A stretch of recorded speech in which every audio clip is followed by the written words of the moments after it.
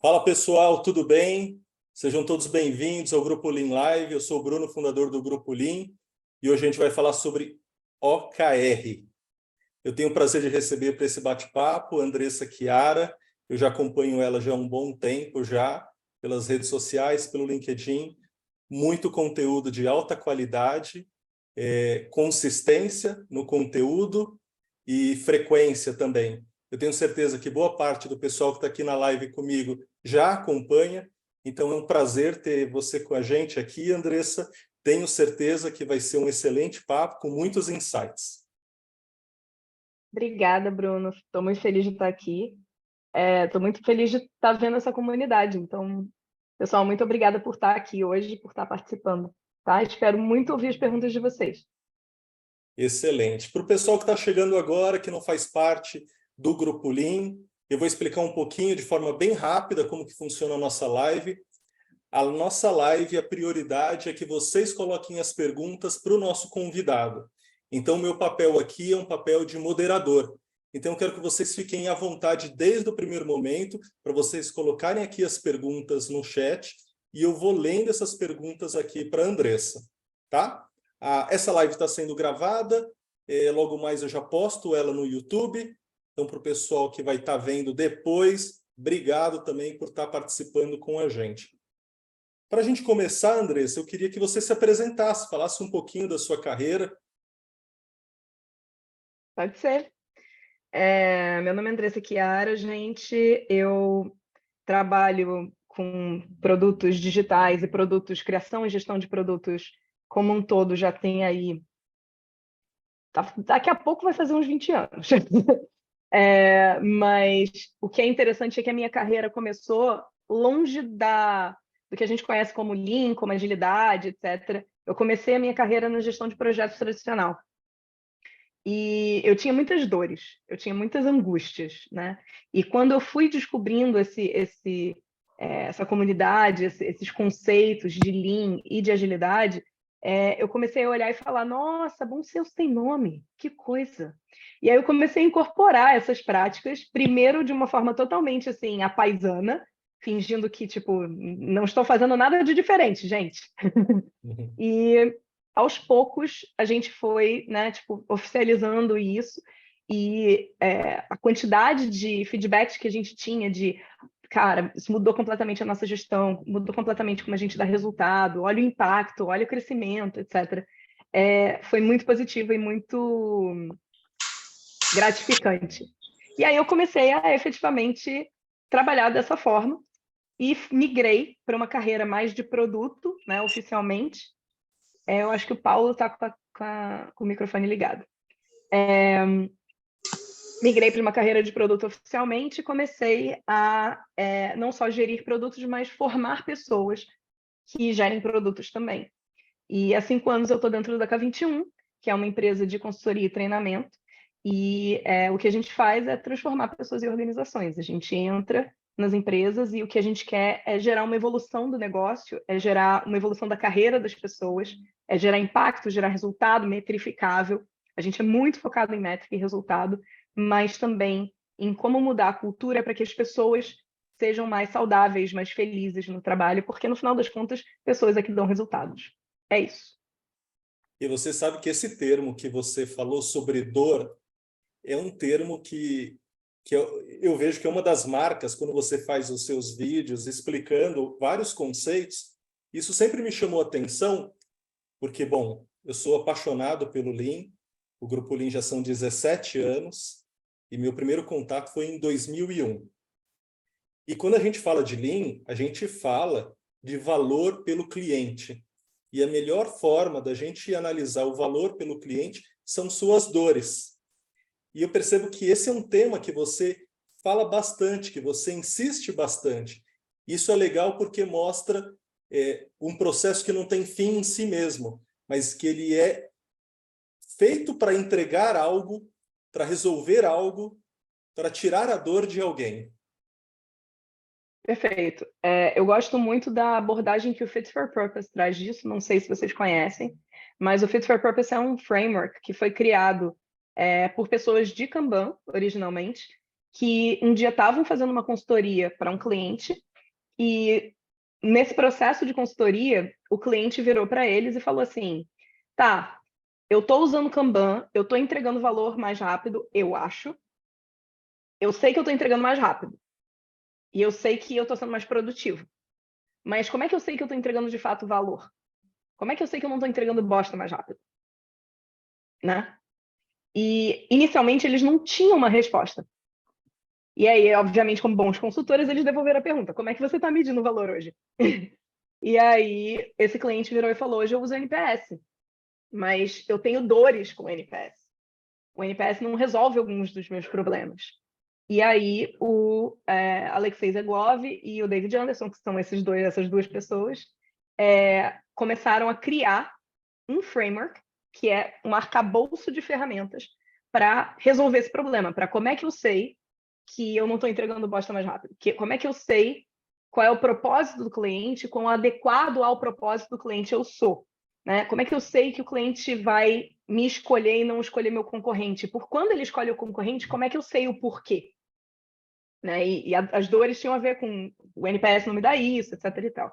Então, esse framework foi criado, foi publicado num livro em 2017, final de 2017, e em 2018 a gente já estava, eu e o Marco Dubovski já estávamos fazendo case com base nesse framework.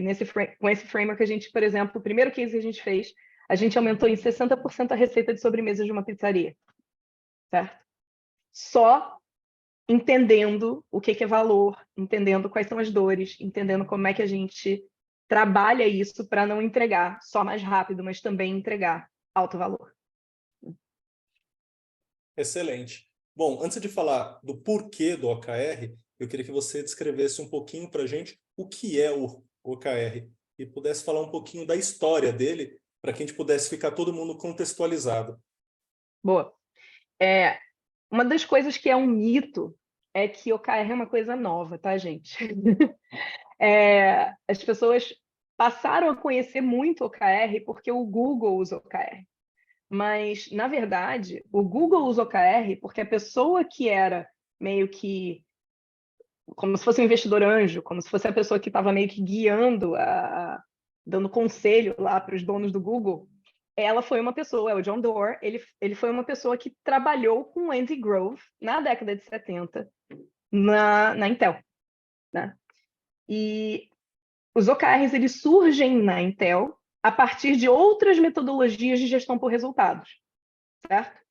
Basicamente, o Andy Grove olhou as metodologias de gestão por resultados que existiam, por exemplo, o MBO era uma das metodologias, ele olhou e falou assim, Management by Objectives é o nome. Ele olhou e falou assim, pô, isso aqui é muito legal, é uma ideia boa, mas tem alguns buracos que eu preciso tapar. Então, eram buracos do tipo, como é que eu faço com que as pessoas tenham mais autonomia? Então, eu não quero só fazer a gestão por objetivos, eu quero fazer a gestão por objetivos, mas eu quero que as pessoas se sintam responsáveis e empoderadas. É autonomia com responsabilidade. Então, elas vão ter que construir junto. Né? Como é que eu faço a governança dessa gestão por objetivos de uma forma que eu consiga me adaptar ao mercado? Então, ele começa a fazer várias mudancinhas e testar sobre isso. Né? E o John Doerr ele escreveu um livro com base nessa experiência que ele teve com Andy Grove, chamado Measure What Matters, que em português ficou com uma tradução que eu não curto, que é Avalie o que importa. Se fosse uma tradução direta, seria Meça o que importa, certo? E aí, beleza, ele escreveu esse livro e quem quiser ler esse livro, eu super recomendo, mas leia sabendo que esse livro ele é como se fosse uma obra documental. Ele não é um manual de boas práticas de OKR. Por que eu estou avisando isso? Porque é muito frequente que dentro desse livro tem várias narrativas de coisas que foram feitas com OKR, mas que não são boas práticas, deram certo para um determinado cenário, mas deram errado para certas coisas. Né? Então, são práticas históricas e que foram evoluindo. E existe uma tendência no mercado das pessoas olharem e falarem, então isso é o certo, e fazerem igual. Né? Então, só tenham cuidado quando vocês lerem esse livro, porque ele é uma obra documental, muito mais do que um guia. Beleza? Ó, Danilo está lendo Avalie o que importa. Perfeito. Muito obrigada por acompanhar meus vídeos. Ele fez uma pergunta, Bruno, aí eu vou deixar você administrar, quando a pergunta entra ou não. Eu vou terminar a explicação do que é OKRs, e aí, se você quiser, você puxa. Beleza. Então, na verdade, OKRs emergiram dessa experiência do Andy Grove. O John Doerr aprendeu a trabalhar OKRs com o Andy Grove e levou para todas as empresas onde ele botava dinheiro. E o Google foi uma delas. E o Google faz a gestão de resultado deles através de OKR, e isso virou um boom, né? Então, o que mais tem hoje no mercado é OKR sendo mal feito, tá, gente? Sendo bem honesta. Mas, ao mesmo tempo, isso não necessariamente é ruim, desde que as pessoas tenham consciência do que das disfunções que elas estão comprando. Porque não existe começar o OKR perfeito, certo? Por que não existe começar o OKR perfeito? Porque a cultura, a gente não está num vácuo.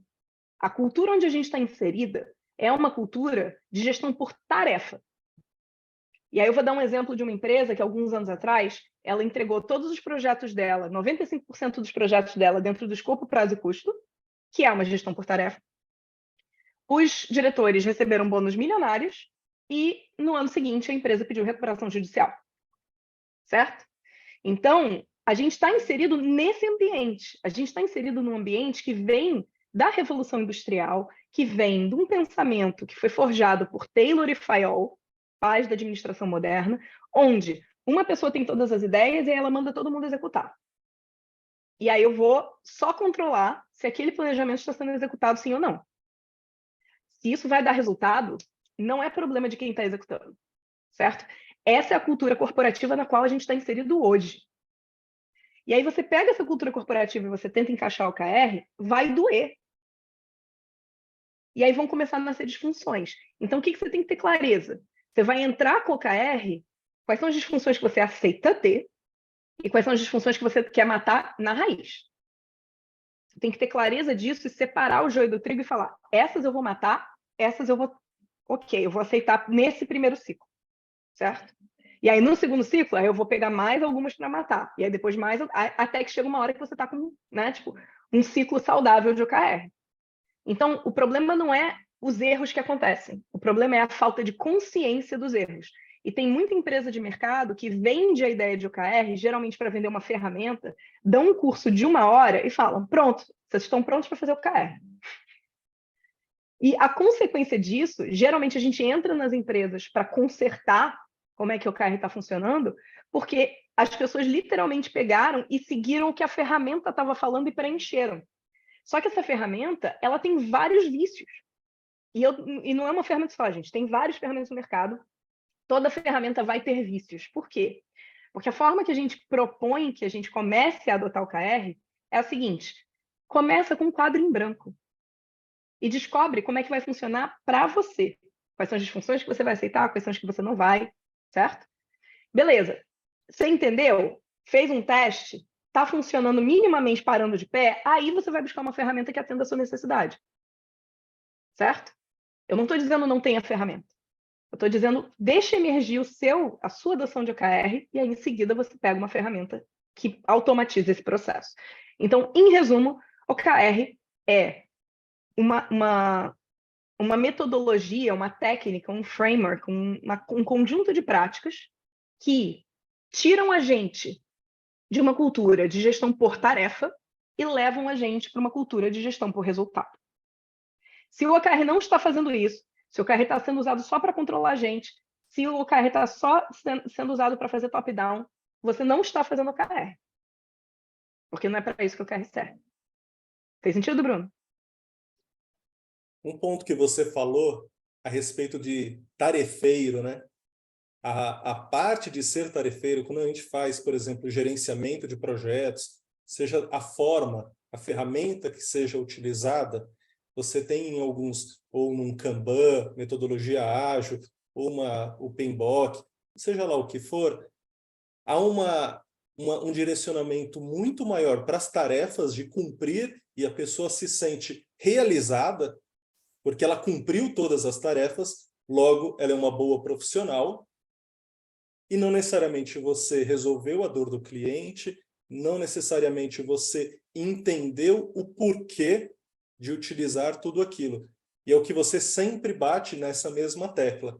Um outro ponto que você abordou, isso acontece muito com o Lean também, é que hoje em dia a gente tem acesso a muitas metodologias, muitas técnicas, muitas ferramentas, e de uma hora para outra a gente entende que a gente tem que ser especialista.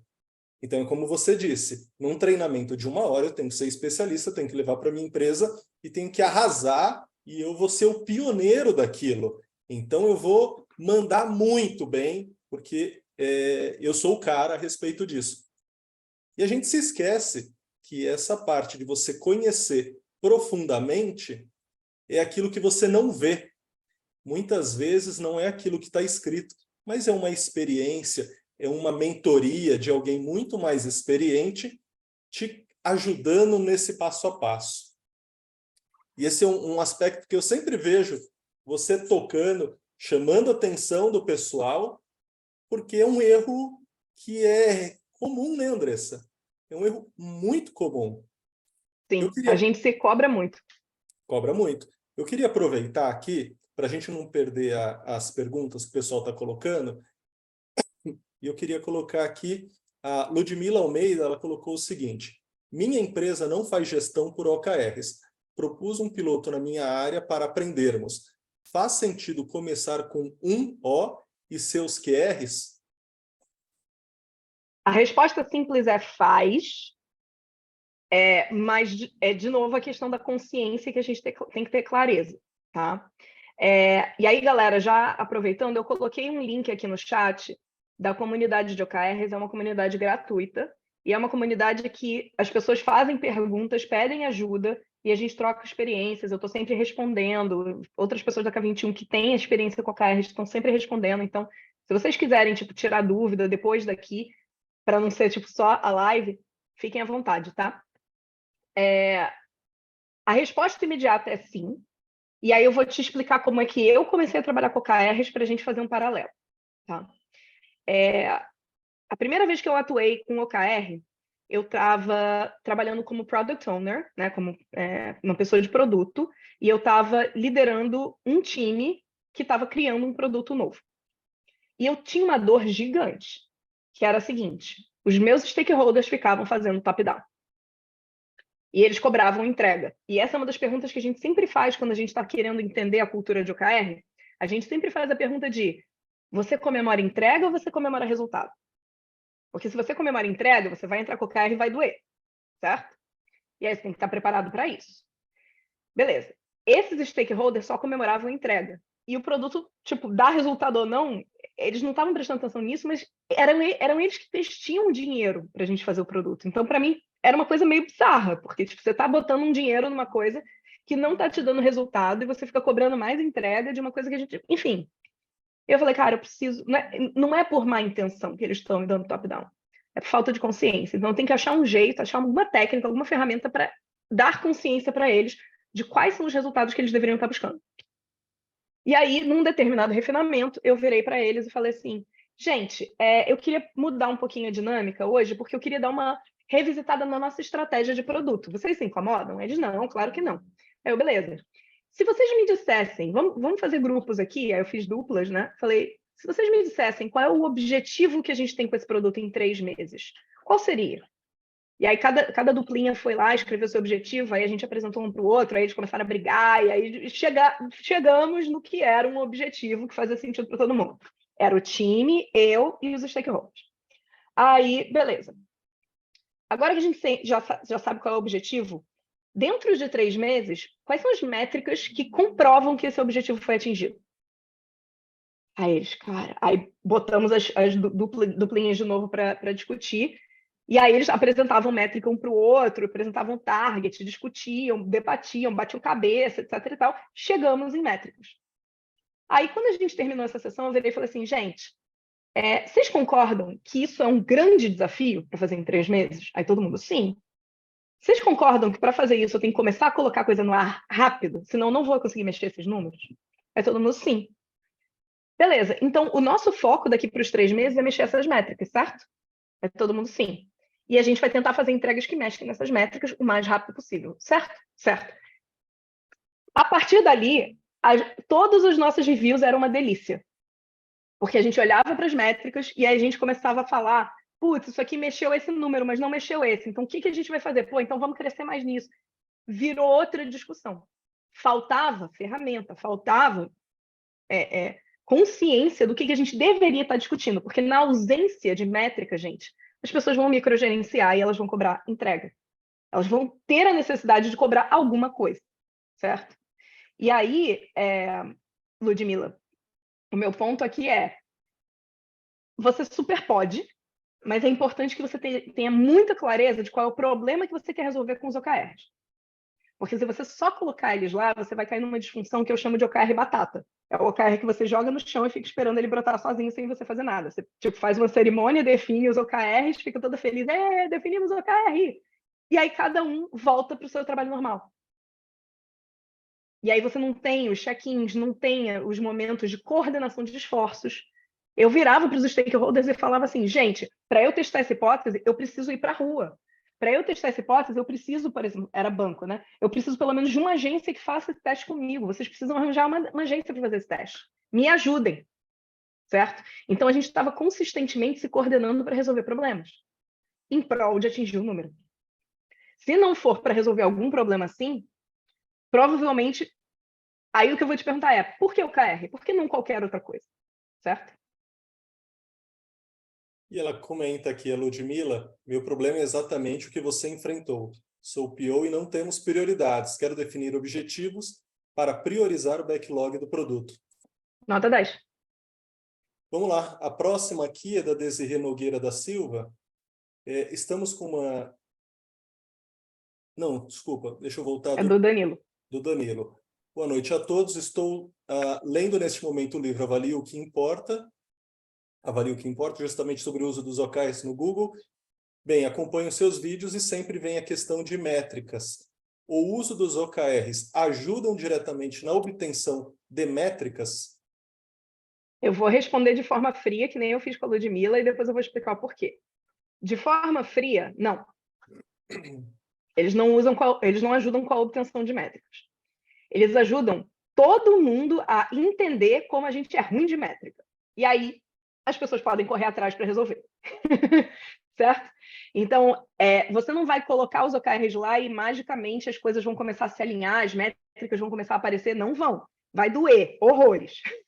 Porque você vai começar a botar os OKRs e você vai descobrir que, por exemplo, putz, aqui seria bom a gente ter um KR de equilíbrio, né? A gente está olhando, por exemplo, para a receita, mas a gente não está olhando para a satisfação do cliente. Ou a gente está olhando para, satisfação do cliente, mas a gente não está olhando para o turnover do nosso colaborador, sei lá. A gente sempre fala que os KRs têm que ser equilibrados, porque senão você cria um OKR que é disfuncional, porque ele vai tender a fomentar comportamentos tóxicos. E a gente tem que evitar isso com muita força. Então, quando você começa a ver essas métricas, você começa a descobrir coisas do tipo: tá, um dos meus KRs é de receita, mas eu meço a receita uma vez a cada 3 meses. Como é que eu vou fazer check-in? Digamos que seja estratégico. Como é que eu vou fazer check-in mensal se eu meço uma vez a cada 3 meses? Porque o check-in é a cerimônia de governança dos OKRs. Você definir o OKR e não fazer check-in é o OKR batata, certo? E aí, imagina, você vai chegar no check-in todo mês e vai falar: gente, a receita que a gente tem está com 3 meses de idade e a gente não sabe se as nossas ações melhoraram ou pioraram a receita. E é isso aí. Estamos atirando no escuro. Entendeu? Então, esse momento do check-in, ele vai começar a balançar a árvore de, cara, a gente deveria estar medindo isso mais frequentemente, né? O mesmo vale para, por exemplo, satisfação do cliente. Eu quero medir a satisfação do cliente para ser uma métrica de equilíbrio. Como eu meço a satisfação do cliente hoje? Eu não meço.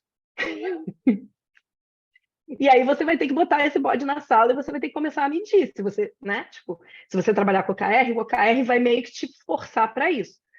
Só que você pode se ver numa situação onde as pessoas estão botando o bode, escondendo o bode debaixo do tapete e falando, não, tá tudo bem.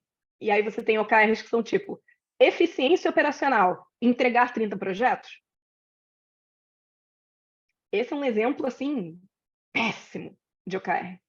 Porque é um OKR, eficiência operacional, não é um objetivo, porque ele não é finito. Objetivos precisam ser finitos. Eu preciso ser capaz de, no final do ciclo, falar, eu atingi ou não atingi?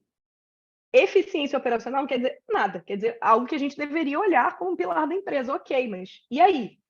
Como é que eu chego no final de um ciclo e falo, tive eficiência operacional? Né? Não chega. E aí você bota ainda por cima KRs que são tarefas. Tipo, o nome disso é meta. Certo? A meta tradicional, ela tem exatamente essa cara, porque ela é focada em entrega e não em resultado. Certo? Então é esse o cuidado que você tem que ter. É mexer muito no vespeiro, né, Andressa? Porque a gente está falando, é como se fosse evangelizar, né? Vamos evangelizar aqui. E tem até uma das perguntas aqui para baixo que eu vou chegar nela, mas às vezes, você tem que evangelizar a alta gestão, né? Quem está para cima e quem está para baixo tem que fazer a coisa certa. E aí você tem os especialistas de treinamento de 1 hora também. Uau! Vamos lá. Bom, agora sim, a Desirê Nogueira, ela coloca aqui, ó. Estamos com uma disfunção que é a seguinte: os diretores acreditam que vai acontecer uma mágica quando o projeto está descrito no KR, que seja implementar 100% do projeto tal, quando não está descrito no KR, mas sim nas iniciativas. Eles pedem para estar no KR, pois tal iniciativa é muito importante e tem que acontecer. Como melhorar isso? Ótima Tá, pergunta. tem dois pontos aqui. O primeiro ponto que a gente tem que tratar é o de insegurança desses diretores, certo? Então, assim, por que eles estão inseguros de que a iniciativa tem que acontecer? Tem vários motivos. E se a gente não souber o motivo, a gente não consegue tratar o problema. Eles podem estar inseguros dessa iniciativa, achando que tem que estar no KR, porque eles sabem que o KR é um negócio poderoso, certo? Eles sabem que se está no KR, a gente vai fazer governança sobre isso e a gente vai se cobrar sobre isso. Então, eles não estão errados nessa interpretação. Mas existe a possibilidade disso estar na meta corporativa deles. E quando a iniciativa está na meta corporativa deles, é óbvio. Eu também ia pedir para estar no KR. Certo? O que eles estão fazendo? Eles estão distorcendo o uso da ferramenta para atingir um resultado pessoal, individual, uma agenda pessoal.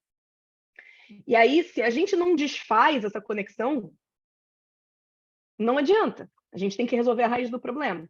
A raiz do problema é, esses diretores, se é esse o caso, esses diretores estão sendo remunerados por tarefa. Eu só vou conseguir resolver essa disfunção se eu desvincular de tarefa e vincular a resultado. Certo? Então, eu vou ter que falar, por exemplo, com RH, expor essa questão e falar, ó, tem como um modelo de transição, né, inclusive, a gente desvincular a meta das pessoas das iniciativas e vincular ao atingimento dos KRs. E aí eu já vou abrir um parênteses. Isso é uma disfunção, tá, gente? Isso é uma disfunção, porque, idealmente, o KR não estaria vinculado a bônus. Você poderia fazer, e não é necessariamente para não ter bônus. É assim, você tem os OKRs da empresa, e se as pessoas ganham bônus, elas ganham bônus em cima do lucro da empresa, por exemplo. Certo? Por quê? Porque eu acredito que se eu atingir todos os OKRs, naturalmente o lucro vai aumentar. Então, existe uma correlação de causa e efeito. Né? Isso seria mais saudável. Mas, geralmente, eu não consigo fazer esse salto rápido. Né? Então, o primeiro passo é aceitar uma disfunção, que é vincular o bônus aos OKRs, aos KRs em especial. E aí, quanto mais estratégico, melhor.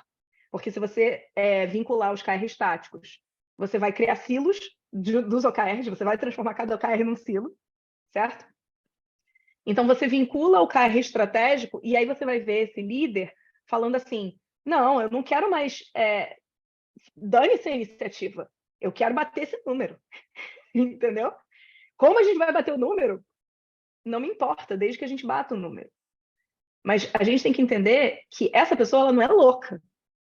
Ela está reagindo a um sistema feito para ela reagir dessa forma. O problema não está no indivíduo. Fez sentido? Muito bom, vamos lá seguir, já tem mais perguntas aqui. A Thaís Xavier coloca o seguinte: estamos saindo do Balance Scorecard, que desdobrava para todos os níveis, e estamos caminhando para a igual meta global do negócio, para pagamento financeiro, e OKR para a gestão dos resultados. Qual sua dica na implementação deste novo, tendo em vista que o cenário que estamos saindo? Aí tem alguns pontos. Vocês veem, assim, eu não li as perguntas, tá, gente? E vocês estão vendo que uma pergunta... Eu estou respondendo uma pergunta e já estou acabando tocando na outra pergunta sem saber. Por quê? Deixa eu só tossir. Desculpa. Por quê? Porque, gente, só muda de endereço. Só muda de endereço. Tá? Vamos lá. Você está em BSC. BSC é 100% desdobrado. BSC é geralmente muito baseado em projetos e entregas, certo? E a gente está saindo do BSC e indo para um cenário onde eu vou olhar uma meta global. Essa meta global pode ser EBIT, pode ser lucro, pode ser receita e custo, enfim. O que a gente precisa garantir, tá? Primeira coisa, as pessoas, elas só vão reagir mal a esse movimento se elas acreditarem que trabalhar em conjunto é inviável, dados os silos que já estão estabelecidos. Certo? E aí eu vou contar uma história minha. Não é uma história da época de agilidade, é uma história de bem antes, ambiente 100% tradicional, empresa multinacional, gigante. Eu estava trabalhando, cada um tinha sua meta, era um modelo bem BSC. Um dia eu estou, né, revisando mais um documento de 2.000 páginas, enfim, e tipo, parei de olhar e-mail. Estou só trabalhando furiosamente porque eu tinha que entregar o documento. E aí, brota 2 pessoas na minha mesa. Qual era o meu papel? Meu papel era de suporte a vendas. Isso quer dizer que os projetos da empresa, todas as coisas que precisavam ser tipo, políticas da empresa, tudo isso passava por mim, certo? Passava pela minha área. E eu cuidava muito da parte de consumidor. Isso quer dizer que também eu tinha que fazer facilitação entre as áreas, porque as áreas queriam todas se matar e eu precisava fazer a coisa funcionar, entendeu? Então eu era meio que o elo de ligação de todo mundo. Estou eu trabalhando, brotam 2 pessoas na minha baia, aí eu olho, são 2 pessoas que se odeiam. É uma pessoa de crédito e uma pessoa de vendas. Todas as vezes que elas estavam em reunião, elas queriam se matar, certo? E as 2 brotam juntas na minha mesa. Eu assim, tá tudo bem com vocês? Não, a gente veio aqui, eu não sei se você viu o e-mail. Eu não vi o e-mail, o que aconteceu? Ah, não, é porque a empresa está mal, né, financeiramente, a gente sabe que esse ano está muito difícil, e aí eles derrubaram todas as metas individuais e estão colocando só 2 metas globais para todo mundo. Aí eu, ok. E aí as 2 pessoas viraram para mim e falaram assim, a gente quer saber como é que a gente pode ajudar os projetos a saírem mais rápido para a gente poder vender mais. Aí eu olhei para uma, olhei para outra e falei assim, cara, vocês 2 estão me devendo uma tonelada de coisa, porque uma não aceita a coisa. Não, vamos sentar, vamos resolver. Então, assim, quando você coloca metas corporativas que são compartilhadas, cross, silos, esse é o mecanismo natural. E as pessoas só vão reagir mal quando elas não confiam no amiguinho. E aí a gente tem que trabalhar a confiança no amiguinho. Porque ninguém é vilão da sua própria história, certo? Todo mundo quer dar resultado. O problema é que resultado para um é diferente, é inclusive conflitante com o resultado para o outro. E aí a gente tem que começar a trabalhar essa relação. Fez sentido? Vamos lá, vamos seguir aqui. Ó, o Adriel está presente aqui. Aliás, Adriel vai fazer uma live, eu acho que daqui umas 2, 3 semanas, né, Adriel? Vai falar sobre Lean Digital com o pessoal da Kanbanize também. E ele coloca aqui, eu acho que eu vou segurar um pouquinho, viu, André, essa pergunta dele, que é a respeito do CAR e o Roxin. Vamos discorrer um pouquinho mais do CAR e depois a gente volta. Pode ser, Adriel? Vamos lá. A própria aqui é da Flávia Silva. Já viu algo relacionado à gamificação de OKRs, Andressa? Contexto. Alavancar os resultados de algumas métricas que não estão evoluindo muito bem. Período previsto, setembro a dezembro 23. Com muito cuidado para não gerar competição. Pensando em várias maneiras disso não acontecer. Já adorei que a Flávia trouxe o ponto de cuidado, ela já trouxe pronto. Ótimo, então não vou pular essa parte. Geralmente, assim, eu amo gamificação, tá? Então, qualquer coisa que tem gamificação já tem um voto meu. Mas, independente disso, e eu não estou dizendo para você descartar a ideia, é importante a gente entender por que esses OKRs, por que esses KRs não estão sendo trabalhados. Por que não tem foco nesses KRs? Porque, dependendo do motivo, pode ser que a gamificação ajude, ou pode ser que não faça diferença, ou então você tire esforço de outros lugares, até das pessoas que estão trabalhando em outros KRs, porque isso acontece muito, né? Geralmente, quando você começa a trabalhar com KRs, tem aquela galera que é, assim, virada no samurai, que quer dar resultado, que está engajada. E se tiver gamificação em alguns KRs e não em outros, naturalmente o que vai acontecer é que essas pessoas vão para o que está com a gamificação mais ativada, com mais recompensas, etc. e tal. Mesmo que seja um grupo, tá? Geralmente, os KRs não são movimentados por alguns motivos. O primeiro motivo é esse KR conflita com alguma prioridade das pessoas. E se o KR está conflitando com outra prioridade das pessoas, a gente tem duas perguntas para fazer. A primeira pergunta é: esse KR realmente é importante? Porque se ele realmente é importante para a estratégia, ele não deveria conflitar. E segundo, será que o nosso WIP não está estourado? Exemplo, na K21 a gente fala que a boa prática é que para cada nível, ou seja, para cada unidade de negócios ou para cada empresa, quando tem uma estratégia única, né? A gente fala que o OKR tem vários níveis, eu posso entrar nisso depois, mas em cada nível, em cada grupo, a gente pode ter no máximo 4 objetivos e cada objetivo pode ter no máximo 5 KRs. Por quê? Porque para você fazer governança, digamos que seja esse número máximo, você está fazendo governança de 20 métricas. Isso quer dizer que se você estiver fazendo check-in direito, porque check-in bem feito não é status report. Se você estiver fazendo check-in direito, você está coordenando pessoas para fazer esforços para mexer 20 métricas. É muita coisa. E eu já vi empresas que tinham 150 KRs. Eu falei, vocês são malucos. Vocês não vão conseguir tracionar. Vai todo mundo morrer, sabe? Das duas, uma. Ou as pessoas vão abandonar alguns KRs porque não dá, ou as pessoas vão ficar todas doentes, certo? E geralmente você tem essa proliferação porque as pessoas têm uma dor, uma insegurança muito forte de perda de controle.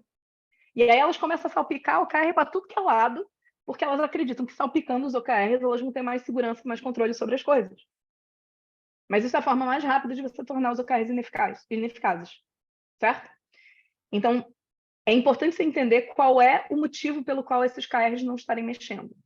Pode ser priorização, pode ser excesso de KRs, pode ser porque a estratégia mudou, pode ser porque as pessoas olharam e falaram isso é impossível, então vou desengajar, certo?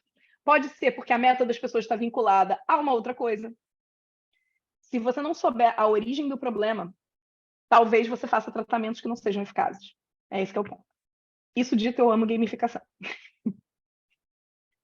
A gente sempre volta para a questão do porquê, né? O livro do Simon Sinek, Comece pelo Porquê. Eu amo aquele homem, gente. O Lean fala muito sobre o porquê, bom, 5 porquês. Você precisa saber o porquê. As coisas precisam fazer sentido antes de você iniciá-las. Bom, a Ludmila Almeida coloca aqui, ó, como lidar com a resistência à implementação de OKRs.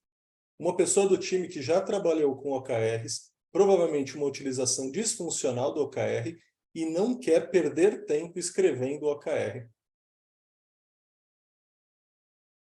Espera aí, onde está? Ah, achei. Como lidar com isso? Uhum. Então, gente, essa é a pessoa em que a gente não investe, né? Essa pessoa tem que... O que acontece? Você sempre vai escolher suas batalhas com o KR, certo? Então, se você tem essa pessoa trabalhando desse jeito, você vai dar meia volta, dar a volta nessa pessoa, achar uma pessoa que tenha uma dor. E aí eu volto para o meu ponto inicial. Se você não está resolvendo nenhuma dor, se a pessoa não está sentindo dor do jeito que ela está, você trazer OKRs, você está só fazendo a ferramenta por ferramenta, certo?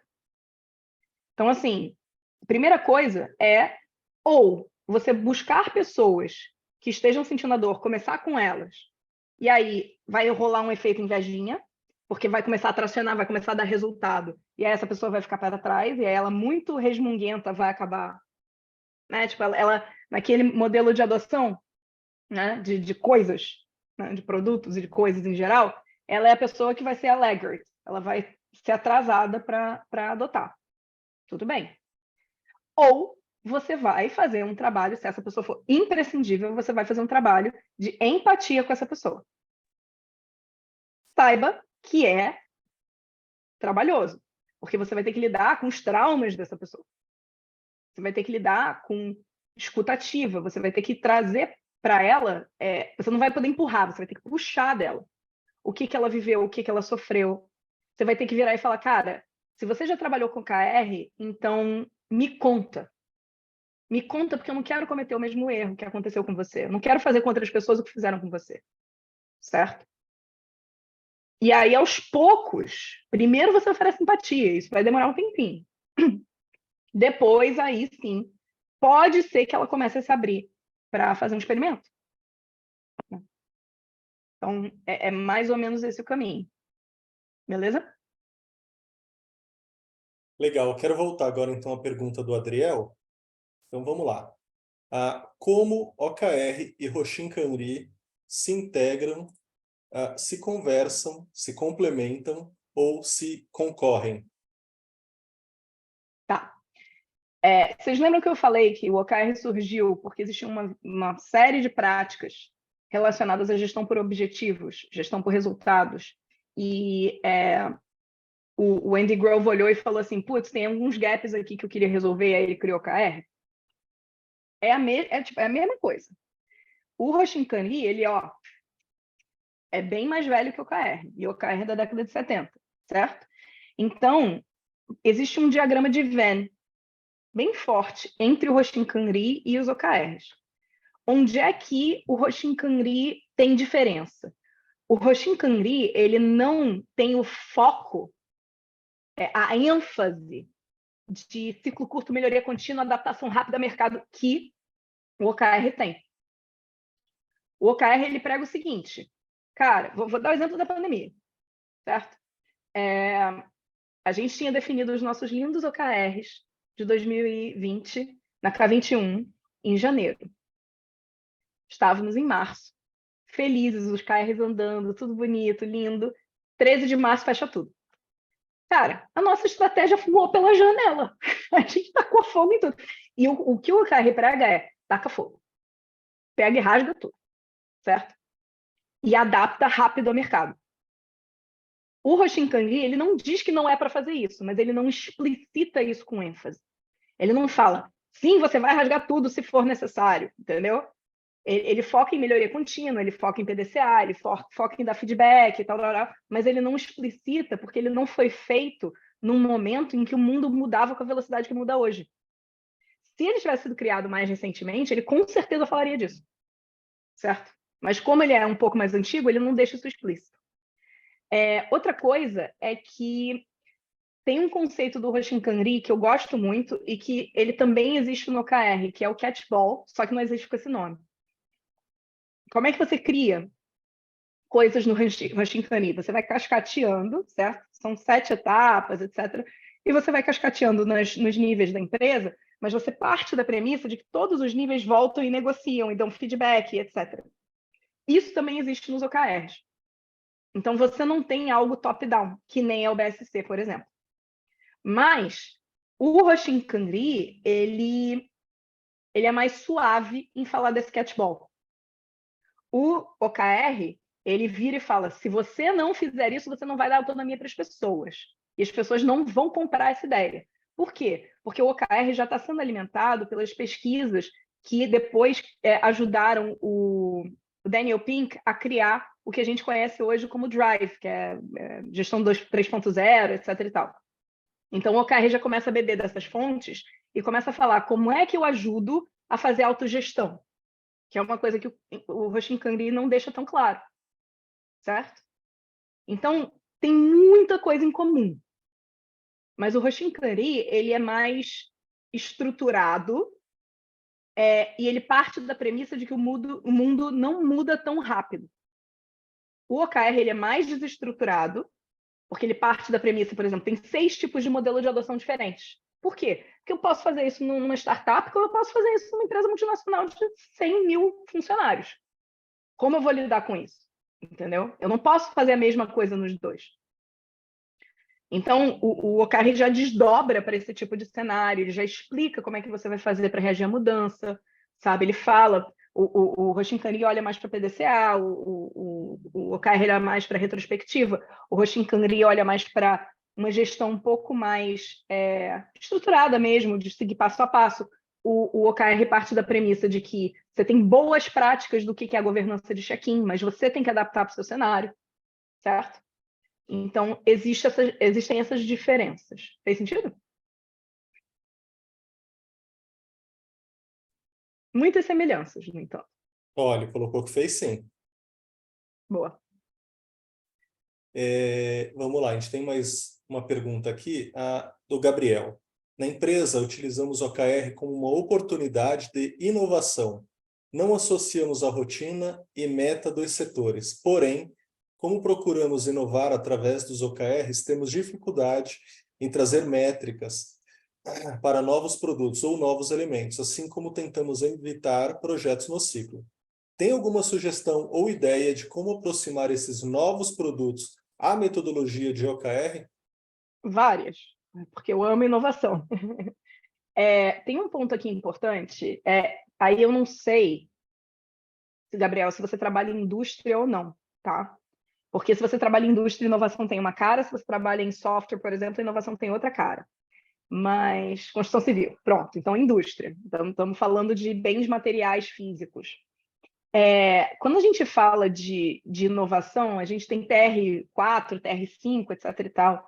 A gente tem métricas de quais são os requisitos técnicos para dizer que essa inovação funciona. E aí eu acho, Gabriel, que Fit for Purpose, de novo, ajuda muito. Por quê? No Fit for Purpose tem um negócio chamado critérios de adequação. O que o critério de adequação é? Ele é o motivo pelo qual o cliente escolhe você. Então, digamos que você esteja passando por um processo de descarbonização e você está com um alto forno, né? Você está testando um alto forno que faz, cria carvão de um jeito diferente baseado em expurgo de indústria, certo? E você está tentando inovar com isso. E, cara, você não sabe. Você não sabe se vai funcionar. Mas você sabe que para um carvão ser utilizado, ele tem que ter certos critérios, certas métricas. Ele tem que gerar tanto de calor, tem que ter tanto de pureza, etc. e tal, certo? Então, cada vez que você fizer uma iteração, o que você está fazendo é tentando aproximar daquelas métricas que você sabe que são necessárias para atingir aquele resultado, certo? E para fazer o seu produto ser vendável. Tem uma empresa que eu amo, chamada Tecnohead, é uma empresa que tem vários cases disso, e a gente, inclusive, palestrou com eles recentemente sobre como eles mudaram a liderança, etc. Eles começaram a trabalhar com OKR, e eles têm um mini forno que é da minha altura, e eles fazem os testes, é muito fofo. É um forninho, assim, que tem 2 bracinhos. É muito fofinho. E eles fazem exatamente isso, eles metrificam dessa forma. Para eu criar um produto novo, zerado, que resolva o problema do meu cliente, que seja atraente no mercado, quais são os critérios que esse produto tem que atingir? E às vezes eu não vou, atingir todos esses critérios simultaneamente em um teste. Eu vou fazendo testes e vou bati um, agora vamos tentar fazer com o outro, etc. Fez sentido? Andressa, o tempo voa. Antes de ler a última pergunta, eu vou colocar aqui para o pessoal e tá aqui no chat, nós do Grupo Lean, a gente realiza um evento itinerante pelo Brasil, que é o Fórum Nacional Lean, e agora no final de agosto a gente vai estar em Recife. Eu coloquei aqui para vocês o site do evento para vocês conferirem. São mais de 11 palestras entre diversas consultorias renomadas e também cases muito interessantes sobre a aplicação do Lean, área de serviços, manufatura, administrativa. Se você tiver interesse, eu deixei aqui meu WhatsApp, deixei meu e-mail, me chama aqui que eu tenho um cupom para vocês. de desconto. Então, vamos lá. Eu queria ler aqui, então, Andressa, a nossa... Respondendo já para a Flávia, vai ficar gravado, sim. A gente vai colocar lá na página do Grupo Lean no YouTube. Eu já vou colocar aqui o link para vocês. Então, eu vou pedir para ti, Andressa, eu vou ler a última pergunta, que é do Felipe, e aí com isso a gente encerra a nossa live. Vamos lá. Boa noite, Andressa. Você comentou sobre check-in efetivo, fugindo do status report. Poderia citar algumas práticas para ajudar nesse ponto? Boa, eu coloquei já um link para o artigo, tá, gente? Porque, como a gente está encerrando, né, eu posso ficar a noite inteira falando disso, então, tipo, né, com o tempo que a gente tem, eu achei melhor já colocar o artigo para vocês poderem referenciar ele. Mas, assim, eu acho que das dicas, eu estava gravando isso hoje, inclusive, que a gente vai lançar um novo produto de treinamento de OKR assíncrono, né, vídeos gravados, etc. E eu estava falando disso hoje. O que fazem bons check-ins? E tem uma lista razoavelmente grande do que você pode ter de boa prática, mas assim, o ponto crucial é não deixar virar um status report e garantir que o check-in está sendo usado para coordenação de esforços. Se você conseguir fazer isso, o resto é bônus, sabe? Porque a nossa tendência é transformar num status report. Então, se você começa um check-in e aí o líder vem, fala, o nosso objetivo é blá, blá, blá, o primeiro KR é tal, tá assim, estamos tanto longe do target, e essas foram as iniciativas que foram... São status report. E aí as pessoas estão lendo e-mail, respondendo no WhatsApp, e aí é a reunião. A gente tem que pensar que o check-in é a reunião mais cara da empresa. Porque o check-in é público, qualquer pessoa pode participar. Então, geralmente, o quórum do check-in é alto. Agora, imagina o dinheiro que você está gastando para a pessoa ficar lendo uma coisa que a pessoa que todo mundo podia ler num quadro. É surreal. Isso dito, tem um papel chamado champion, que é a pessoa que é o facilitador desse rolê. O champion, quando o líder começa a falar isso, o champion tem que cortar o líder e falar: entendi, muito legal, mas você precisa de ajuda? Galera que está atuando nesse KR, alguém precisa de ajuda? Vi aqui que tem uma iniciativa que tinha sido priorizada para ser feita, não foi feita. O que a gente precisa fazer para fazer? Ou essa iniciativa não faz mais sentido, certo? Outra coisa que o facilitador pode fazer no Zoom tem isso, você tem uma pesquisa, né, um poll que você programa. E aí você joga para todo mundo e você pergunta: qual é o seu nível de confiança de que a gente vai conseguir atingir esse KR até o final do ciclo? E aí você pode responder 1, não confio nada, 2, mais ou menos, e 3, tenho certeza que a gente vai atingir. E aí você vai ver que algumas pessoas vão, por exemplo, responder 1, outras vão responder 3, e aí você vai falar: gente, quem respondeu 3? Por que respondeu 3? E aí a pessoa vira e fala: eu não sei se vocês estão sabendo, mas a gente acabou de fechar um contrato que já vai gerar de receita metade desse KR. E ninguém estava sabendo. É para isso que o check-in serve, né? Da mesma forma, você pergunta: mas por que 1? Porque a gente tem uma sazonalidade. Então, até agora, a gente surfou numa onda de crescimento, mas já a gente vai cair. Ninguém sabia disso. Então, se você não está trocando informação que ninguém sabia, ou se você não está coordenando esforços para as pessoas se ajudarem para resolver os problemas, então virar e falar assim: vi que essa ação não andou, fulano, você estava responsável por essa ação, você precisa de ajuda? Diferente de vi que você não fez, porque você não fez, porque não é caça às bruxas, certo? Você precisa de ajuda? O que te bloqueou? O que te impediu de fazer essa ação?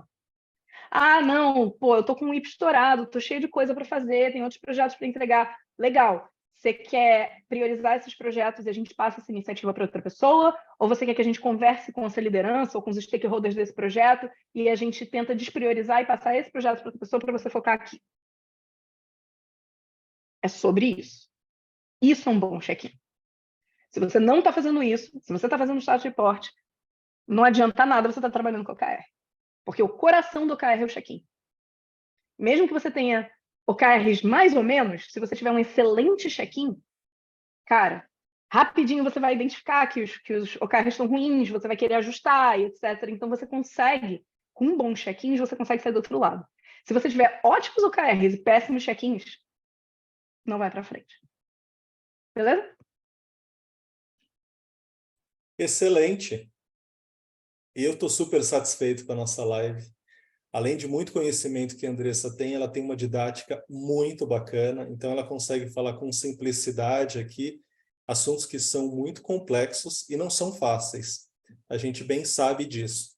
Eu quero agradecer a participação de todos vocês, a gente poderia ficar muito mais tempo aqui, mas a ideia é um bate-papo rápido com o nosso convidado e tem muito conteúdo. Eu peço para a Andressa, se possível, você compartilhar aqui o site da K21, algum contato, Instagram, para o pessoal, e também se você puder falar para o pessoal que depois vai assistir pelo YouTube, que não vão ter acesso aqui ao chat. E quero te agradecer, Andressa. Tem considerações finais? Convites. Eu vou passar o link da K21. É k21.com.br, tá, gente? E aí, dentro desse link, a gente tem um link de treinamentos. E eu acho que os dois assuntos que a gente mais acabou falando aqui foram o próprio OKR, e aí a gente tem um treinamento de OKRs, onde a gente discute tudo isso em profundidade. E a gente também tem o treinamento de Fit for Purpose, que para mim é o casamento perfeito, porque o OKR, ele não garante que você tenha uma estratégia boa. Ele garante que você vai descobrir rápido que a sua estratégia não está boa. Já o Fit for Purpose, a função dele é criar uma estratégia matadora e testar hipóteses, etc. Então, quando você junta os dois, é uma coisa muito poderosa. Então, esse link, vocês vão achar todos os treinamentos da K21, inclusive esses dois, o treinamento de OKR e o treinamento de Fit for Purpose. Eu queria reforçar o convite para vocês entrarem na comunidade, tá? Aí, depois de você publicar no YouTube, se você quiser, Bruno, eu te passo o link da comunidade, você bota lá no comentário. E essa comunidade é gratuita, vocês podem tirar dúvidas lá, vocês podem trocar experiências, então são super bem-vindos. Sobre dores de métrica, a gente está com 2 workshops, um de métricas para produto e um de métricas para gestão de negócios, que são de 2h30 cada. E são rápidos, focados, também podem ajudar se você está com dificuldade em relação à métrica, tá? LinkedIn, TikTok, Instagram e Threads. Me procurem como Andressa Chiara no LinkedIn ou The Strategy Coach no TikTok. O resto eu acho que é tudo Andressa Chiara mesmo.